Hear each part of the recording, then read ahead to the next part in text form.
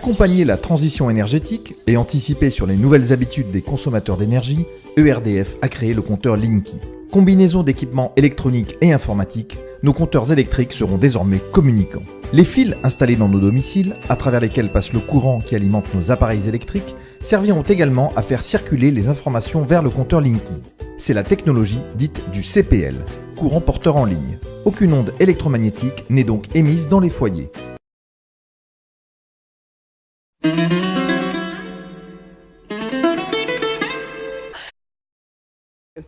Alors, vous voyez que pour le compteur Linky, en fait, la connexion est filaire entre le compteur et le logement, et entre le compteur et ce qu'on appelle un concentrateur dans la rue, qui se trouve souvent dans les transformateurs, donc vous ne le voyez pas, mais dans les zones rurales, il peut se trouver sur des poteaux, donc des sortes de petits coffrets beige qui sont rajoutés, voilà, qui sont à peu près hauts comme ça, épais comme ça, larges comme ça. Donc qui ont une antenne associée aussi et qui vont envoyer par micro-ondes, ensuite via des grosses antennes de téléphonie mobile, nos informations, et vous allez voir qu'il y en a beaucoup plus qu'aujourd'hui, vers un centre type data center, un centre de stockage d'informations, comme il y en a de plus en plus. En fait, cette connexion-là entre le compteur et le concentrateur, et entre le concentrateur et le logement, on nous dit c'est filaire, c'est pas dangereux, il n'y a pas d'onde, mais en fait, c'est faux dans le sens où la communication se fait à l'intérieur du fil avec ce qu'on appelle le CPL, le courant porteur en ligne, donc qui envoie des fréquences supplémentaires qui actuellement, donc notre courant est de 50 Hz, et là on va parler donc pour la première génération du CPL de 63 000 et 74 000 Hz, donc vous voyez le bon, hein, de 50 à 63 000 ou 74 000, et puis pour la G3, la troisième génération, parce qu'il n'y a pas de 2 visiblement, eh bien, c'est ce qui est déjà en train d'être déployé maintenant. C'est 36 fréquences, vous imaginez l'effet cocktail, 36 fréquences entre à peu près 35 000 Hz et 95 000 Hz. Voilà, donc vous avez le G3 pour les personnes qui sont les premières à réagir, c'est-à-dire les électrosensibles, qui sont juste en fait des lanceurs d'alerte de ce qui nous touche, parce qu'eux, ils le sentent tout de suite, nous, on ne le sent pas encore. Eh bien, généralement, le G3, pour eux, c'est encore beaucoup plus dur à supporter que le G1. Voilà, donc ces fréquences passent dans les câbles du logement, elles passent dans tous les câbles et elles sont en fait rayonnées. Parce que les câbles ne sont pas faits pour en fait avoir ce genre de fréquence. Au-delà de 1 kHz, au-delà de 1000 Hz, ils rayonnent énormément. Et vous allez avoir en fait des rayonnements sur 2 mètres, 2 mètres 50 à peu près de l'ensemble des câbles. Donc ceux qui passent dans les murs, etc. S'ils ne sont pas blindés.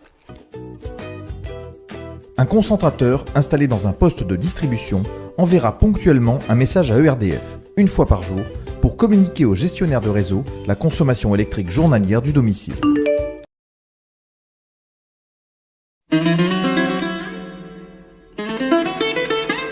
Donc c'est en permanence, c'est plusieurs fois par minute, jusqu'à 10 fois par minute, en zone rurale. Voilà.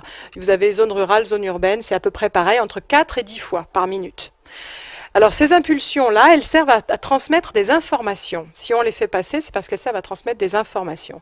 La Commission de régulation de l'énergie, quand elle a piloté un petit peu le passage, on va dire, de ces fréquences dans les câbles, au moment en 2011 donc du lancement de ce projet, puisque la phase de test date de fin 2010, elle recommandait la mise en place de filtres. D'accord ? Seulement, ça rentrait pas dans les Linky. Les Linky n'étaient pas assez grands pour permettre ça. Donc pour le moment, c'est passé à la trappe et donc pour le moment, le courant porteur en ligne pénètre dans les logements. Alors après, pour rassurer les gens, Enedis nous a dit mais c'est seulement une impulsion ou 2 dans la nuit par jour, c'est pas grand-chose quoi, hein, ou quelques secondes. Le problème c'est que c'est pas ça du tout. Ce qu'on a montré c'est que c'était permanent. Parce qu'en fait, il existe un effet ping-pong entre un concentrateur, si je vous remontre le précédent. Vous voyez, chaque concentrateur est associé à toute une grappe de compteurs Linky, jusqu'à par exemple une centaine en zone urbaine.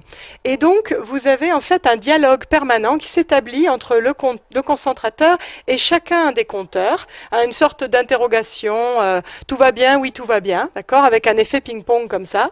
Et ce qui se passe, c'est que chaque compteur répond au concentrateur, mais envoie des signaux qui du coup vont dans le logement et vont également dans les câbles de tous les autres compteurs Linky de la grappe, y compris donc dans les logements des autres.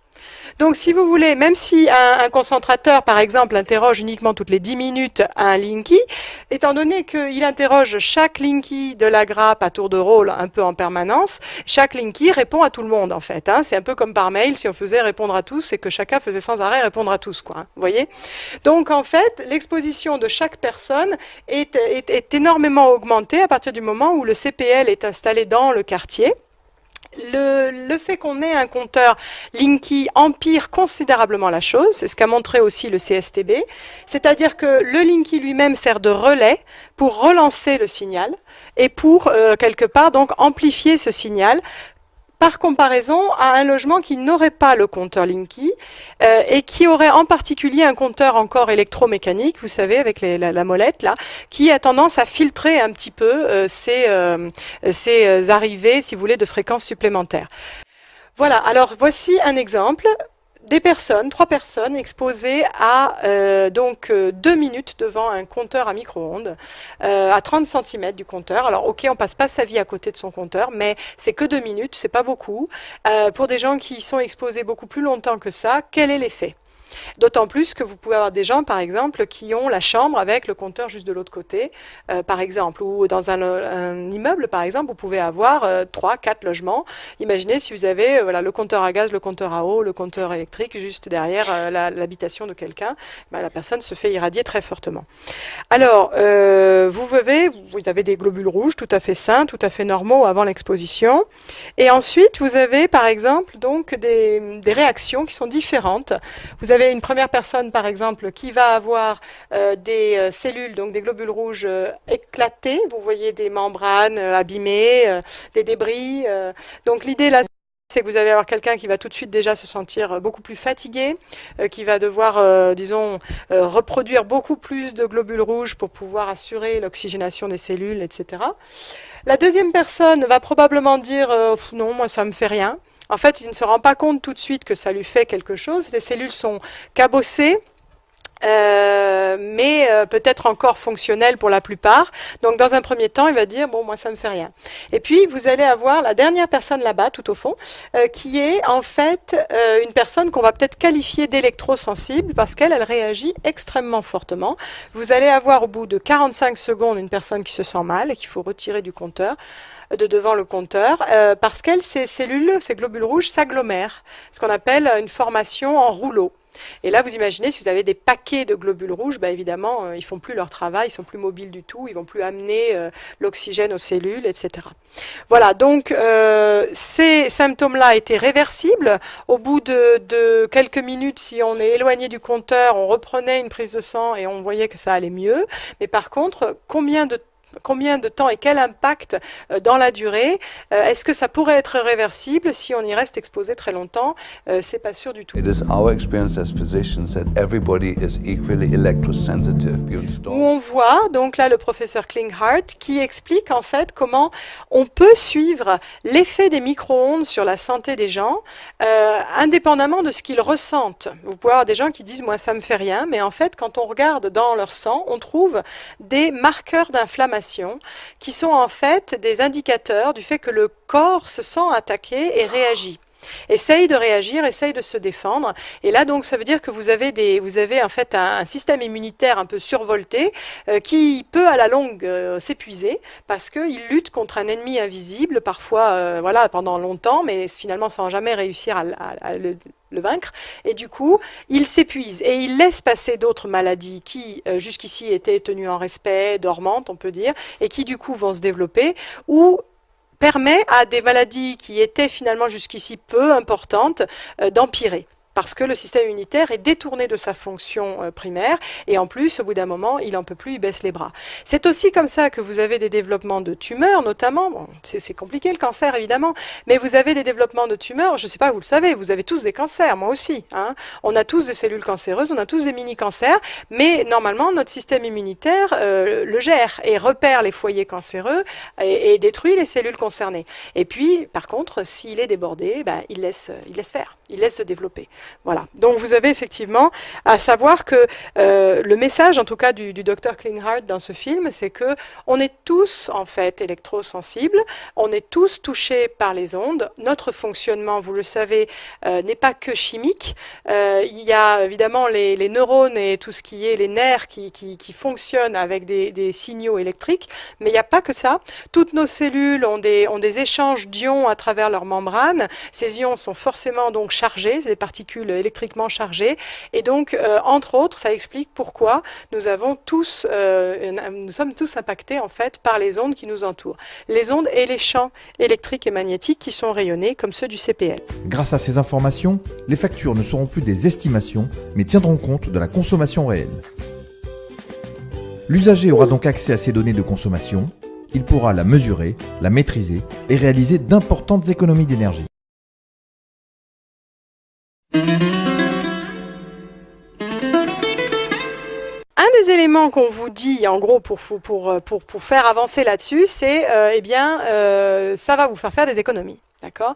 On est bien d'accord que ceci a pour origine, évidemment ça s'est décidé aux États-Unis, mais au niveau de la Commission européenne, il y a eu effectivement, au niveau de l'Europe, il y a eu une directive qui a été prise un peu plus tard, vers 2009 notamment, qui a défini une sorte de grande orientation, qui a demandé aux pays membres de changer un certain nombre de leurs parcs, on va dire, de compteurs, pour des compteurs communicants, mais dans un certain objectif. En fait, il fallait que ça permette aux consommateurs, nous, de savoir un peu mieux comment se fait sa consommation pour pouvoir la réduire. Voilà. Alors, en pratique, c'est un des arguments d'Enedis et des poseurs, hein, c'est obligé parce que c'est l'Europe qui nous le dit, qui nous l'impose et tout ça.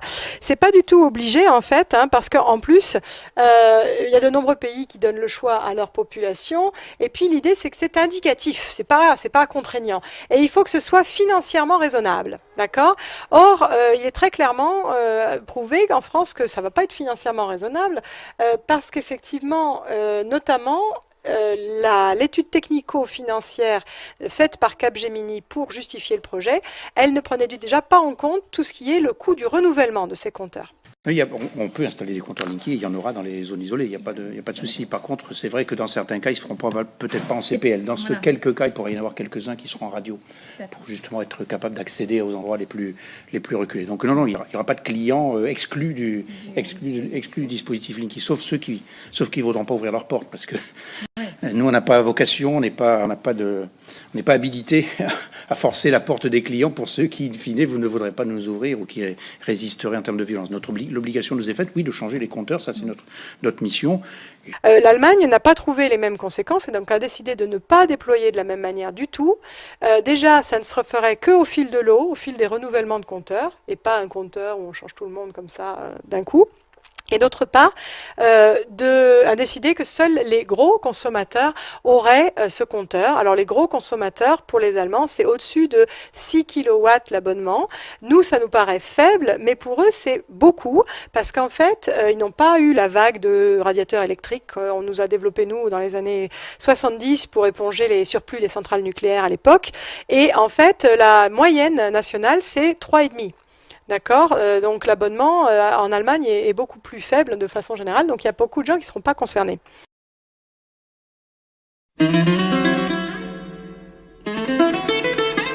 Eh bien, voilà, vous avez un cas ici qui est un cas exemple. Vous avez des personnes qui, en fait, ont eu, vous pouvez le deviner quand, l'installation du compteur Linky. Pareil, des gens qui se méfiaient pas, qui n'avaient pas d'a priori négatif. Vous voyez fin février, donc ici, la pose du compteur. Et puis, vous voyez ensuite des index qui augmentent considérablement. Ils ne s'en sont rendus compte que, en fait, donc au mois de juillet, quand ils ont reçu leur facture de régularisation. Le 83% d'augmentation, il est faussé parce qu'il est calculé sur toute l'année calendaire qui remonte au juillet de l'année d'avant. Donc vous imaginez, c'est beaucoup plus que 83% d'augmentation, d'autant qu'en fait, bon, je les ai aidés à éplucher leurs factures, et en pratique, les index indiqueraient qu'ils auraient consommé, dans les 2 mois qui ont suivi la pose du Linky, autant que dans toute une année de consommation habituelle. D'accord? Alors qu'on est au printemps, enfin vous imaginez quoi. Alors c'est un couple de retraités, ça fait 40 ans qu'ils sont dans cette maison, ils ont 3 fois rien comme appareil électrique, ils ont un cumulus, hein. Ils ont des chauffages électriques qu'ils n'utilisent pas, à part dans la salle de bain en chauffage d'appoint parce qu'ils ont un insert, et ils ont même une cuisinière à gaz. Donc effectivement, ils n'ont pas d'ordinateur, ils ont une télé, d'accord? Pas dire que ce soit ça qui consomme trop. Et donc en fait, qu'est-ce qui s'est passé? Eh bien, ils ont reçu une facture de plus de 500 € de régularisation en juillet. Alors quand ils ont appelé, on a essayé de noyer le poisson en leur disant mais non, c'est parce que c'est un rattrapage, le gouvernement n'a pas pu augmenter assez, si vous voulez, le gouvernement a plutôt EDF, puisque là c'était EDF, n'a pas pu augmenter assez les tarifs parce que le gouvernement avait imposé une sorte voilà, de plafond. Mais ça n'a rien à voir là. C'est pas le problème, c'est leurs index qui ont décollé, donc qui se sont envolés. Donc là, on a essayé de noyer le poisson. Des gens qui ont plus de 80 ans, qui pouvaient aussi peut-être se laisser un peu embobiner. J'ai rappelé avec eux en disant non mais attendez, c'est pas ça du tout. Regardez, il y a vraiment un problème. Donc ils ont accepté de faire une réclamation auprès de Enedis. Enedis qui a envoyé un vérificateur qui est arrivé le 13 septembre dernier en disant, donc 13 septembre il y a un an, disant, vous savez moi ces compteurs je connais pas grand chose. Hein. Ça donnait pas trop confiance. De fait, il a rien trouvé, mais ça veut pas dire qu'il n'y avait pas de problème. Ça paraît absolument évident à tout le monde, d'accord? Par contre, effectivement, eh bien, ils ont envoyé une lettre à ces gens en leur disant, bah écoutez, on sait que c'est pas trop satisfaisant, mais a priori, ça doit être soit votre compteur précédent qui marchait pas bien, qui comptait pas assez. D'accord, mais on est gentil, on vous demandera pas de rattrapage, d'accord. D'ailleurs, sur quelle base? Parce que dans ce cas-là, comment calculer ce que les gens auraient dû payer, d'accord. Et d'autre part, sinon, l'autre alternative, c'est que c'est vos appareils qui ont dysfonctionné. Puisqu'il disait sur l'été, après, ça s'est régulé, c'était moins élevé, donc vos appareils ont dû dysfonctionner. Mais alors ce qui est bizarre, c'est que les appareils, ils auraient dysfonctionné entre la période de la pause du Linky et la période où ils ont signalé le problème quand ils ont reçu leur facture. D'accord? Alors, c'est un peu bizarre, surtout pour un appareil qui est modifiable à distance. Okay, que le Linky, qui est un outil de mesure, soit modifiable à distance, on peut se demander quand même si c'est légal, là aussi. Parce que ça veut dire qu'on peut aussi le trafiquer à distance et modifier les choses. Vous imaginez ce que ça peut donner. Donc, dans tous les cas, c'est pas satisfaisant. On leur a royalement proposé 60 € de rabais, d'accord, et puis un étalement de facture. Voilà, un étalement pour le paiement. Alors, évidemment, ils n'ont pas cédé. Heureusement, je leur avais conseillé d'enlever leur prélèvement automatique. C'est la première chose à faire parce qu'on est en position de force tant qu'on n'a pas payé. Si on a déjà payé, c'est quasiment foutu. D'accord? Donc, si vous connaissez des gens qui se sont vus imposer le Linky, surtout conseillez-les d'arrêter le prélèvement, conseillez-leur plutôt d'arrêter le prélèvement automatique. C'est évident, quoi. Pour l'instant, il n'y a pas foule concernant les nouvelles offres. Seulement 2 ont sorti des abonnements réservés aux clients qui possèdent un compteur Linky. Alors des offres innovantes avec des économies à la clé? Bah faut voir.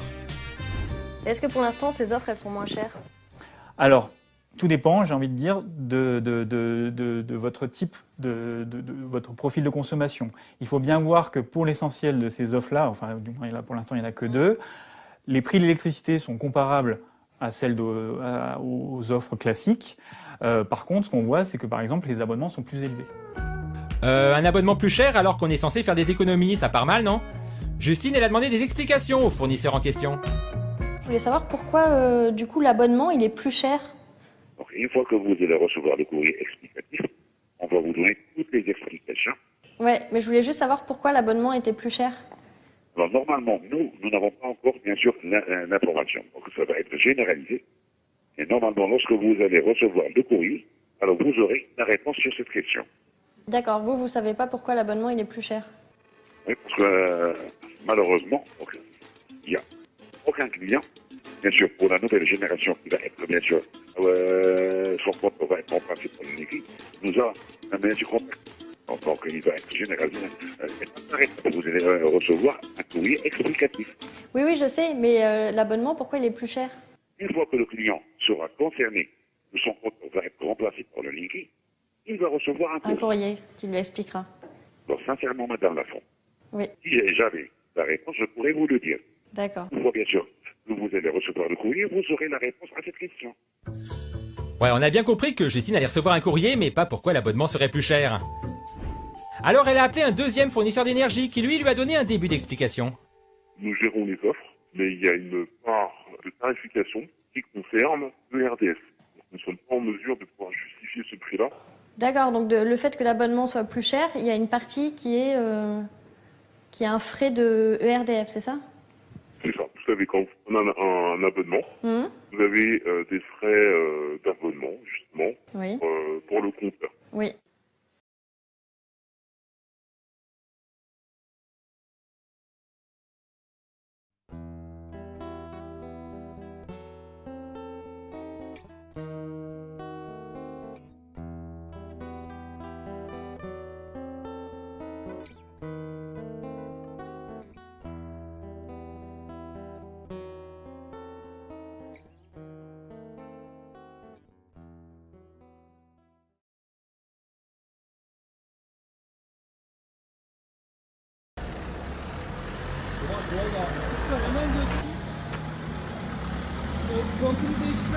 Kontörler. Seninki de aynı olacak. Seninki de aynı olacak. C'est le même compteur, o Mehmet'in. Hop.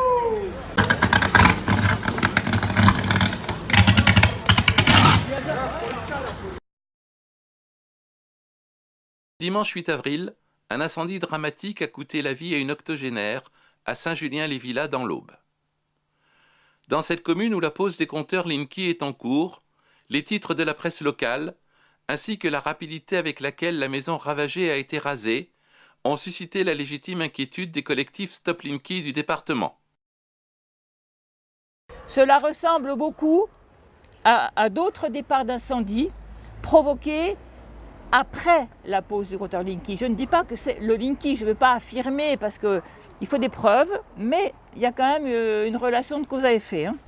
On en compte 218 en 2017.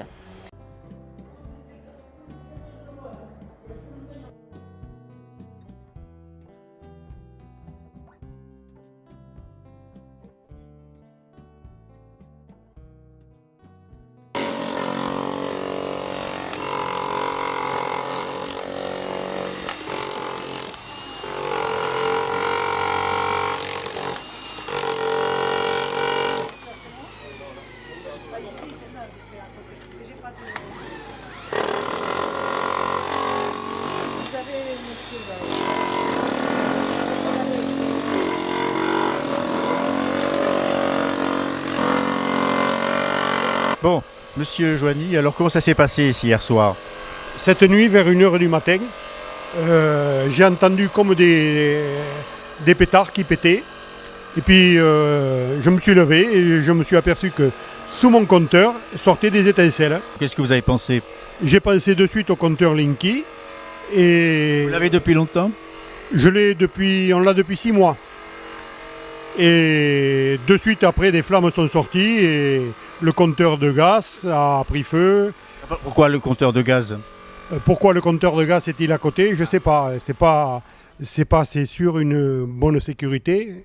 Mais c'est vrai qu'à l'époque où ils ont installé ces compteurs de gaz à côté, il n'y avait pas sûrement des problèmes avec le Linky. Et puis il faut aussi dire qu'il y avait des sapinettes à côté. Ces sapinettes ont pris feu. Si je n'avais pas été là, ou si nous n'avions pas été là, ces sapinettes prenaient feu et risquaient d'enflammer tout le quartier quand même. Alors là aussi, s'il faut se lever la nuit pour voir si le compteur Linky ne prend pas feu, à un moment donné, il faut que des gens assument leurs responsabilités aussi. Vis-à-vis des usagers d'EDF ou GRDF. Très bien. Les deux sont là d'ailleurs, EDF et Oui. Quelque chose à ajouter encore? Non, j'ai plus rien à ajouter, mais à un moment donné, il faut que quand même des gens qui installent ce système-là prennent leurs responsabilités, parce que vous vous rendez compte, un quartier qui brûle, qui c'est qui va payer là? À un moment donné, il faut arrêter les stupidités. Très bien, je vous remercie, monsieur Joigny. Mensonge par omission et premier grand silence d'Enedis, la directive européenne parle d'incitation et en aucun cas d'obligation. Les pays en rouge ont refusé le Linky, ceux en orange ont beaucoup de réserves. Le deuxième silence, c'est celui des factures plus chères et des abonnements plus élevés. Cela est dû à un autre mode de calcul et à un disjoncteur différent dans les compteurs Linky. Alors que les anciens compteurs affichaient la puissance en kW et permettaient ainsi d'appliquer un coefficient minorant sur un certain nombre d'appareils, comme les appareils électroniques et les appareils électroménagers, le compteur Linky compte uniquement en kVA et disjoncte donc à la première sur intensité. Alors pour mettre ça en lumière, je vais inviter quelqu'un à venir lire donc sur ce petit appareil la puissance instantanée ou la puissance, donc la puissance apparente ou la puissance active quand je vais allumer la lampe. La première ligne va nous indiquer donc en watts et la deuxième en volt-ampères. Ce qui veut dire que on va dire qu'on a par exemple un abonnement de 40 watts, d'accord, au lieu d'un abonnement de 6 kW par exemple. On a un abonnement de 40 watts et puis un jour on nous dit bah, ça sera plus 40 watts, ça sera 40 volt-ampères. Et puis on nous dit ça va être pareil. On va voir si ça va être pareil. Voilà. Alors j'allume une lampe. Est-ce qu'il y a quelqu'un qui veut venir lire? Vous pourrez lire peut-être? Oui. Alors j'allume. Il y a une première phase de chauffe, si on peut dire. Alors, la première ligne tout en haut, vous avez, qu'est-ce que vous lisez à peu près? 18,3. Voilà, ça évolue. 18,3 à peu près. Donc, si vous avez un abonnement de 40 watts, vous pouvez allumer combien de lampes? Eh ben, 2. Voilà, vous pouvez allumer 2 lampes avec votre abonnement. Voilà. Alors un jour, on vous envoie une facture et on vous dit, bon, maintenant, ça s'appelle plus watts, ça s'appelle volt-ampères, mais c'est pareil, vous avez toujours un abonnement de 40, ça fait 40 volt-ampères. Et puis là, ben, votre même lampe, on va la compter en volt-ampères, en bas, la puissance. Et alors, vous regardez la ligne du milieu, deuxième ligne. Oui. Et là, on est à 31, 32. Voilà, donc 32, vous pouvez allumer combien de lampes avec votre abonnement de 40? Ben, plus qu'une, voilà, c'est ça. Celle elle est chaude maintenant, voilà. Donc à 20, on pourrait dire. Quand même 50% en plus. Voilà, 50% de plus. Oui. Ouais. Donc en pratique, voilà, vous avez perdu, on pourrait dire, la possibilité d'allumer une demi-lampe, on va dire, et du coup là une lampe complète par rapport à ce que vous aviez avant. Voilà. Donc CQFD, c'est pas pareil si on compte en watts ou si on compte en volt-ampères. Déployé progressivement dans tous les ménages de France, Linky est conçu comme un service public gratuit pour ses utilisateurs. Ce compteur communicant sera une brique indispensable pour le développement des réseaux électriques de demain. Alors le principe effectivement, c'est que vous avez ici une situation qui explicite bien le fait qu'on a préparé dès 2010, moment de la phase de test des premières zones, donc en Touraine et dans le Lyonnais, le futur comptage différent par Linky des puissances de nos appareils. D'accord? Et qu'on a préparé le terrain en vous disant ça sera pareil, mais en fait, c'est pas pareil. Voilà. Donc sur toute une série d'appareils, eh bien, vous atteignez beaucoup plus vite votre quota de puissance disponible pour votre abonnement. Et c'est pour ça que ça disjoncte tout de suite. Le principe, c'est que jusqu'ici, les usagers n'étaient pas pénalisés par ces cosinus phi-là. D'accord? Les grandes structures, les usines et tout ça, effectivement, elles devaient compenser certaines choses. Mais par contre, pour les usagers, ça n'était pas compté. Et là, peut-être qu'avec le développement de tout ce qui est appareil électronique ou autre, en tout cas, voilà, l'idée, c'est de récupérer sur les usagers un petit pourcentage supplémentaire. Et c'est pourquoi, en Touraine, vous avez un rapport qui dit, effectivement, un rapport du syndicat d'énergie locale à l'issue de la phase de test, qui indique que 20% des personnes de la zone de test ont dû augmenter leur abonnement. D'accord? Donc ce n'est pas une surprise du tout en fait. Hein. La pose des compteurs en elle-même est une opération juteuse pour Enedis. Les gains que les compteurs intelligents peuvent apporter aux consommateurs sont insuffisants. On imagine déjà les sourires ravis des anti-Linky en lisant ces mots du rapport de la Cour des comptes. 5,7 milliards d'euros pour déployer d'ici 2024 39 millions de compteurs connectés. La Cour estime que c'est peut-être avantageux pour Enedis, la filiale qui les déploie, mais qu'en revanche, le financement, 130 euros par appareil, est assuré par les consommateurs qui payent un peu à chaque facture avec un différé tarifaire au coût excessif selon les sages.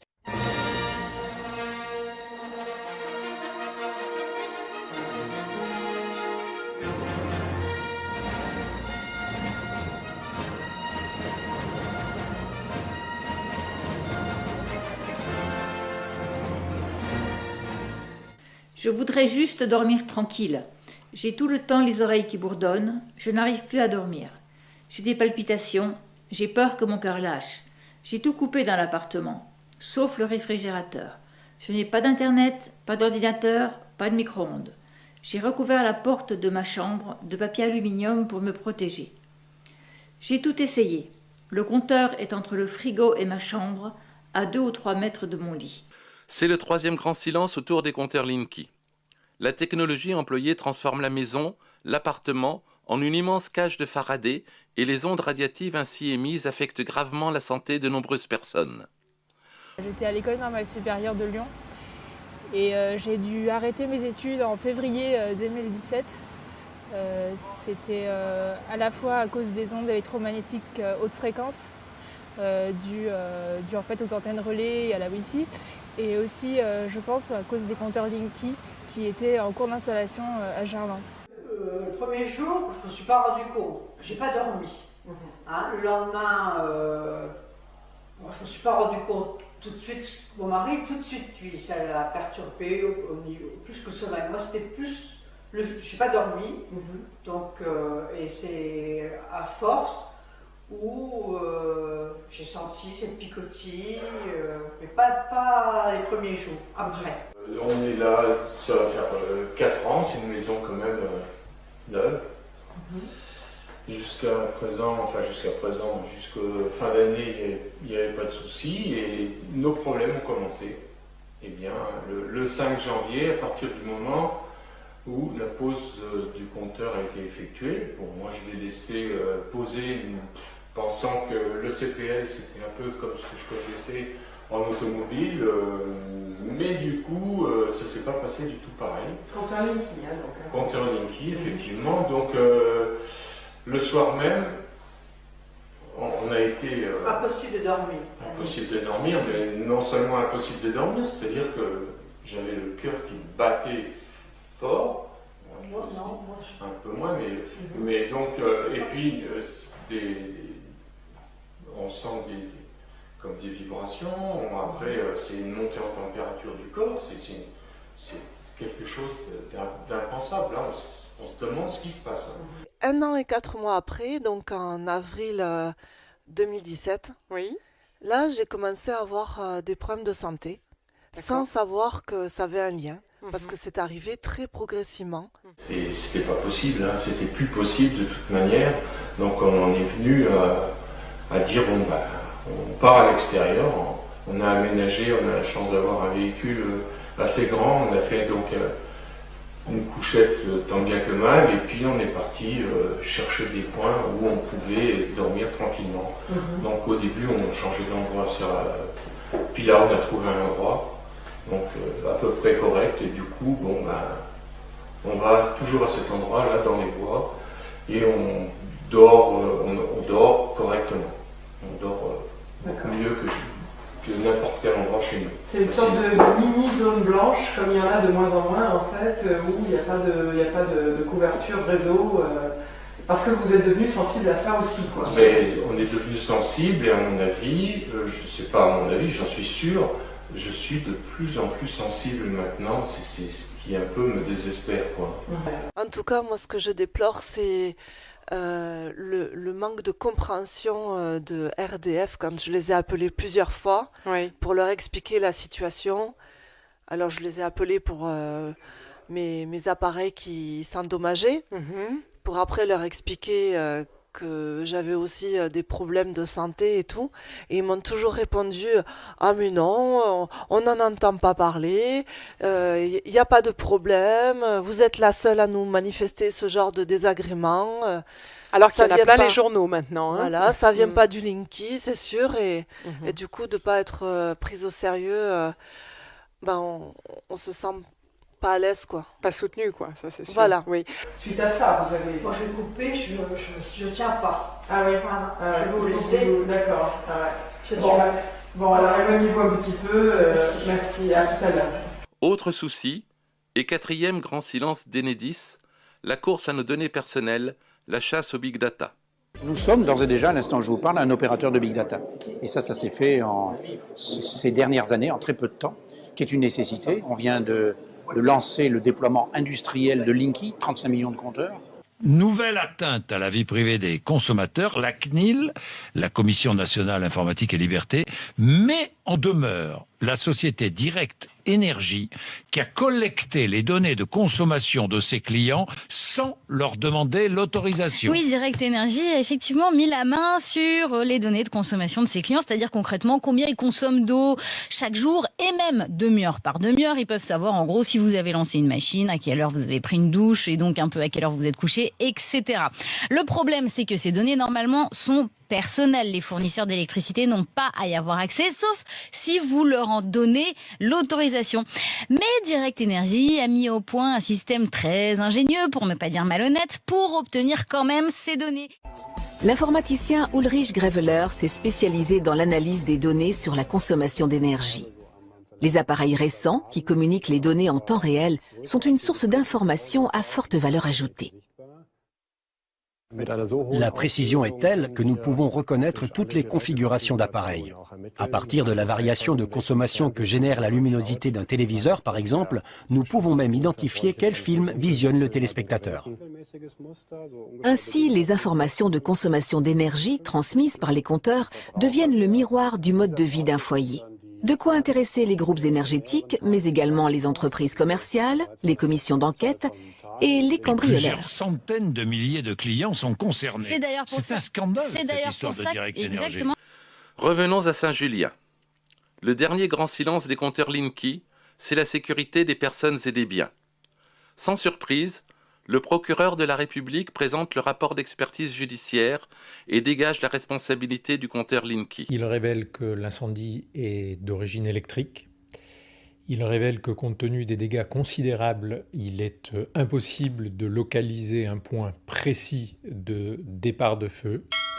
Il révèle aussi, et ça a son importance compte tenu des polémiques, que le compteur Linky et le tableau électrique ne sont pas le lieu du départ de feu. Ah ouais. C'est identifié, notamment compte tenu des coupures de courant, si le départ de feu vient du compteur ou du tableau électrique, et là, c'est exclu par l'expert. Oh là, oh là, oh là. Le compteur Linky ne serait donc pas le lieu de départ de l'incendie.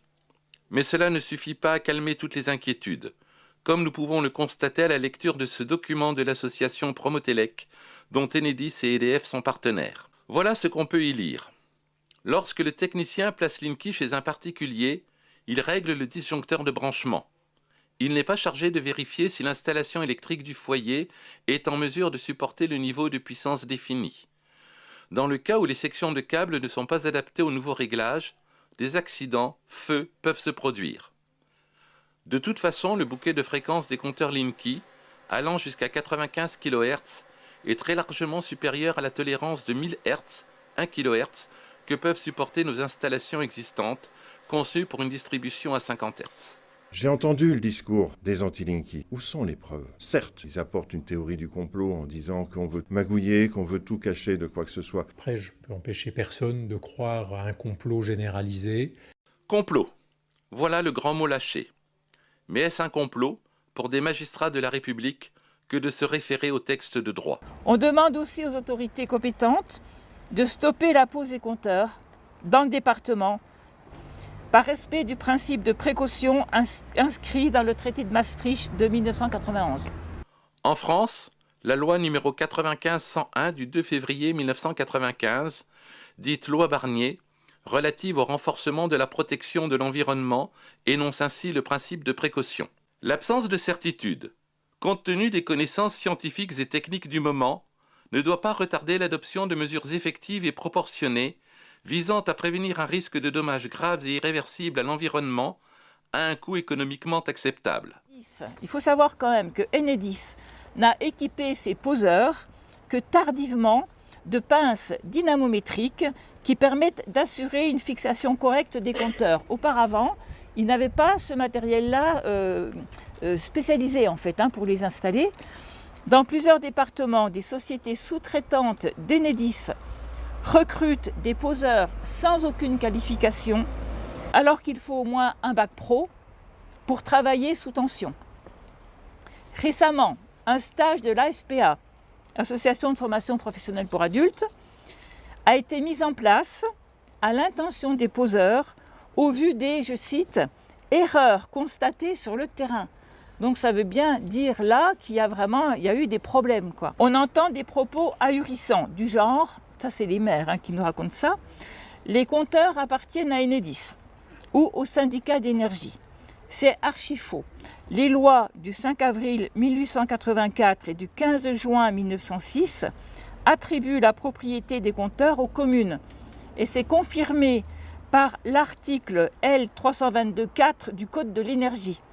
Même dans le cas où la commune délègue la mission de gestion de fourniture d'électricité à un syndicat départemental d'énergie. Donc on a eu plusieurs maires qui nous ont dit « Oui, mais moi je ne suis pas responsable, c'est le syndicat départemental d'énergie ». Ben non, ce n'est pas du tout ça. Dans la mesure où ces compteurs font partie du patrimoine de la commune, le conseil municipal, normalement, est obligé de voter le déclassement des compteurs. Après les 2 vidéos qu'on a mis en ligne sur cette page, plus le reportage de France 3 sur la position du village d'Alizé que j'ai l'honneur de conduire contre les compteurs Linky, vous êtes toujours un certain nombre de personnes à se poser des questions tout à fait légitimes. Est-ce que j'ai le droit de refuser ce fameux compteur? Vous avez le droit de refuser, que vous soyez locataire ou propriétaire. Sachez-le. J'ai bien conscience que c'est difficile parce qu'Enedis utilise des méthodes de voyous. Et en plus, ils vous mentent. Ils vous font croire que c'est obligatoire. Ils vous font croire que vous allez payer vos relevés si vous refusez. C'est absolument faux. En tous les cas, c'est faux jusqu'à la fin du déploiement. Et la fin du déploiement, c'est fin 2020-2021. Peu de chances dans nos régions d'être dans une de ces communes protégées. Alors que faire à titre individuel? La première chose à faire est de refuser le compteur Linky auprès d'Enedis par une lettre recommandée avec accusé de réception. Mais malheureusement, cela peut ne pas suffire. Cette propriétaire niortaise n'avait jusqu'à présent pas d'idée préconçue sur les compteurs Linky, mais depuis quelques mois, un événement a clairement fait pencher la balance du côté négatif. Il s'agit cette fois de la manière avec laquelle les installateurs de compteurs opèrent. Et en fait, cet été, ils sont venus par 3 fois, sans aucun rendez-vous. Nous, on était très clairs sur le fait qu'on ne voulait pas. Ils sont venus 3 fois de suite, sans qu'on soit au courant, jusqu'à la 3e fois. Alors, on était en vacances, on s'en est pas rendu compte. Où moi, j'ai surpris quelqu'un, en fait. Quelqu'un de Solution 30, c'est un prestataire d'Enedis qui est en train de poser les compteurs. Il n'y a pas de rendez-vous, nous, on les connaît pas. C'est une société privée. La personne est présente. J'ai voulu demander sa carte professionnelle, savoir ce qu'il faisait là, chez moi. Il n'a pas voulu me la montrer, il a fallu que je sois insistante, ça a été un moment très désagréable. Une main courante a d'ailleurs été déposée et cette semaine, Amélie portera plainte pour violation de domicile. Une plainte qui ne sera pas isolée, d'autres propriétaires ont connu le même problème. Des plaintes pour harcèlement téléphonique et intimidation sont également envisagées. Le collectif niortais anti-Linky est d'ailleurs en contact avec un avocat pour faciliter les dépôts de plainte contre les installateurs. Ils sont prêts à tout pour imposer et surtout installer les compteurs Linky. Donc dans un pays dit démocratique et qui défend les libertés de choisir, on peut se poser des questions. Si votre compteur est à l'intérieur du logement, pas de problème. Les salariés d'Enedis ou leurs sous-traitants ne peuvent pas rentrer chez vous sans votre accord.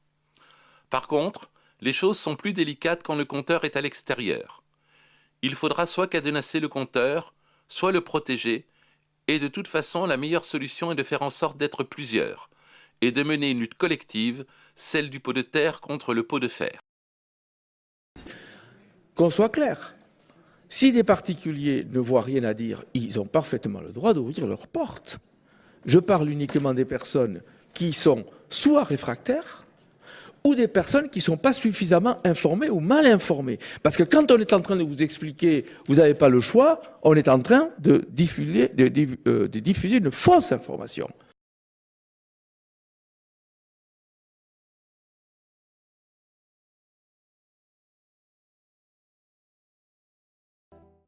De plus, et ça c'est important aussi, c'est une étape supplémentaire dans la disparition du service public, parce que plusieurs milliers d'emplois vont être sacrifiés et son remplacement par des prestations tarifées soumises à la concurrence et servant l'intérêt des grandes sociétés et de leurs actionnaires. Enfin, au vu de tous les éléments du dossier qui montrent bien que, comme l'a souligné la Cour des comptes, Le compteur Linky est une bonne affaire, très bonne affaire pour Enedis, mais pas pour l'usager. Les collectifs du département continueront à travailler pour que soit abandonné ce projet inutile, coûteux et mortifère.